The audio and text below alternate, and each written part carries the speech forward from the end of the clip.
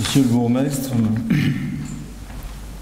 Madame la chef de cabinet, Mesdames, Messieurs, je vais être assez bref et vous parler de la bourse de recherche que nous avons décidé de récompenser depuis 2 ans, puisqu'avant il y avait donc les 2 prix que vous connaissez, et puis après quelques discussions en toute amitié, nous sommes partis du principe qu'il y avait effectivement les travaux qui étaient arrivés à conclusion, qui s'étaient réalisés et qu'on pouvait reconnaître, mais qu'on pouvait aussi s'ouvrir à des travaux en cours, puisque la mémoire, c'est pas simplement des conclusions ou des productions ou des œuvres, mais aussi elle est toujours in progress, et qu'il fallait s'ouvrir à des travaux qui pouvaient en germe receler de nouvelles questions, parce que je pense qu'il est aussi important de penser en termes de questions plutôt qu'en termes de réponses.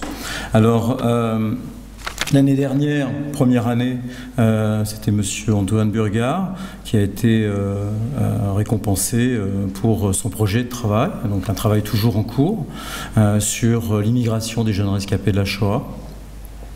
Et cette année, la lauréate de la bourse de recherche est donc Isabella Cazejac.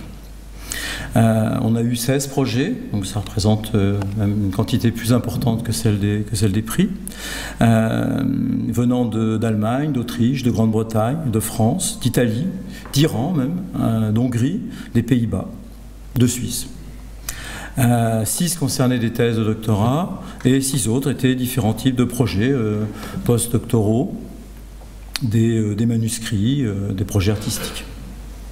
Alors le travail en quelques mots, d'Isabella Cazejac concerne on peut dire la micro-histoire, mais dans un sens extensif, puisqu'il s'agit de Local History of Jews, Local Memory of Jews and Local Discourses of Jews in a Comparative Perspective, qui va couvrir l'Europe de l'Est, de la Pologne jusqu'à Pétersbourg, de Bratislava jusqu'à Lviv, en s'interrogeant sur donc, les mémoires locales, en comparant les mémoires locales, mais les mémoires locales des populations juives et non juives après-guerre. Alors il est aussi important, symboliquement, et ça peut faire partie des points que nous apportent ces recherches, ce projet n'est pas centré sur la guerre, mais sur l'après-guerre. Or, l'après-guerre, précisément, et malheureusement, ça ne signifie pas, que ce soit en termes de victoire ou en termes d'armistice,